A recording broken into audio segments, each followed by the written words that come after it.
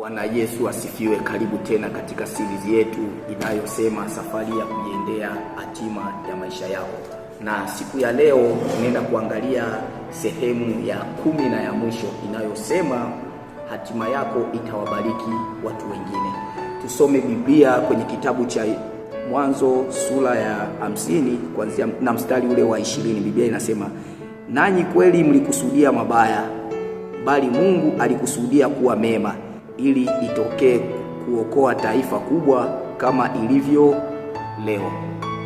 Baada ya Yusufu kuuzwa utumwani, lakini baadaye akaibukia ikulu na akatawazwa kuwa waziri mkuu, aliweza kukutana na ndugu zake.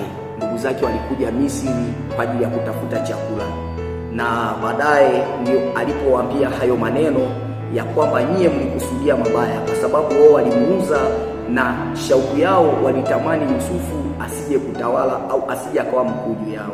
Lakini akawaambia kwamba pamoja na hayo yote ambayo mliyafanya, Mungu alikusudia ili siku moja aweze kuokoa taifa lake kupitia mtumishi wake, na bado aliweza kuwasaidia ndugu zake pamoja na mabaya ambao walikuwa wamekufanyia.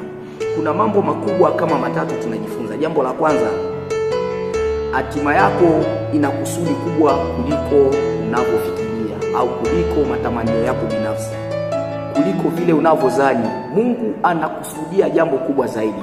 Inawezekana kwenye ndoto yako uliota wewe kama wewe kuwa mtu fulani, lakini kupitia hiyo ndoto ambayo uliota, Mungu kuna jambo kubwa ambalo amelifanya kuwa baraka kwa watu wengine.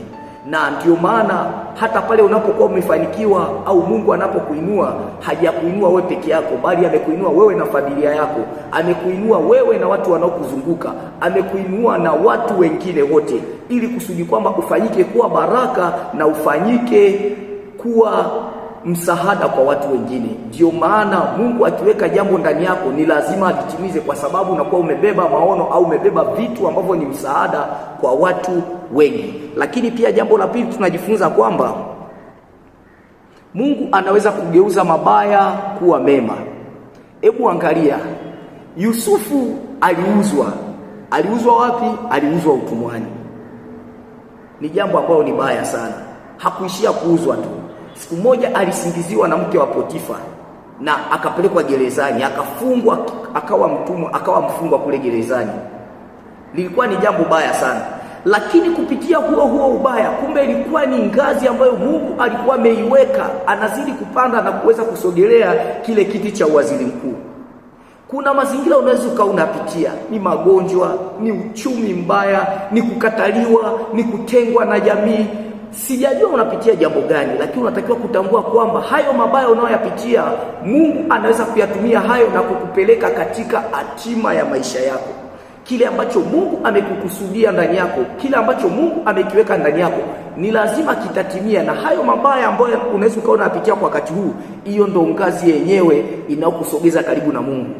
Huenda hayo unayapitia ili zaidi uzidi kuwa mnyenyekevu, lakini pia akuandae zaidi ufanane na kile kitu ambacho Mungu amekiweka mbele yako. Lakini pia hayo mabaya ambayo unayapitia, Mungu anaweza kufanya ili aweze kukusogeza, ujue jinsi ya kuishi na watu, ujue jinsi ya kukaa karibu na Mungu, kumuomba wakati wote.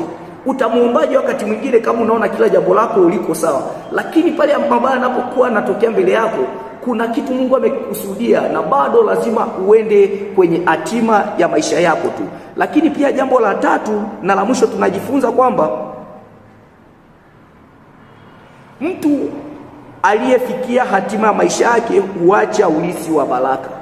Kwa maana hiyo, ukifikia hatima ya maisha yako, ni lazima tu utalisisha baraka kwa watu wengine, utaacha urithi wa baraka. Kwa sababu cha kwanza, hatima hujajipeleka mwenyewe.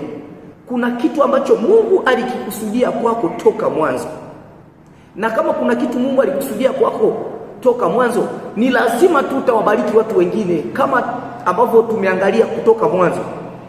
Yusufu aliweza kuwa baraka kwa nchi yote, kwa mataifa yote. Kwa sababu gani? Kwa sababu ya ile hatima ambayo Mungu aliweka. Sasa siku ya leo kuna Mambo mengi ambayo tumejifunza kutoka series hii tulipoianza, na ukifananisha na maisha yako, inawezekana kuna ndoto uliota katika mazingira fulani ambayo ni mazuri sana, lakini umepitia changamoto, umepitia mapito mengi sana, inafikia wakati unatamani kukata tamaa. Na kushauri, vumilia na Mungu atakusaidia kuifikia hatima maisha yako, na hiyo hatima maisha yako itageuka kuwa baraka kwa watu wengine. Hiyo hatima ya maisha yako, hiyo hatima au hiyo ndoto aliyoiweka ndani yako, lazima tu itatimia. Ninachokusisitiza na nakuomba na kushauri, usiache kumtumikia Mungu, usiache kumwamini Mungu. Hata kama ukipitia changamoto kubwa kiasi gani, mtegemee Yesu, atakuinua na atakushindia na atakupeleka katika lile kusudi ambalo amekuwekea ndani yako. Usikubali kumwacha Yesu kwa sababu ya ugumu wa maisha.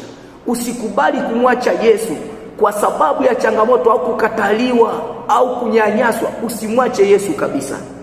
Mungu akubariki sana.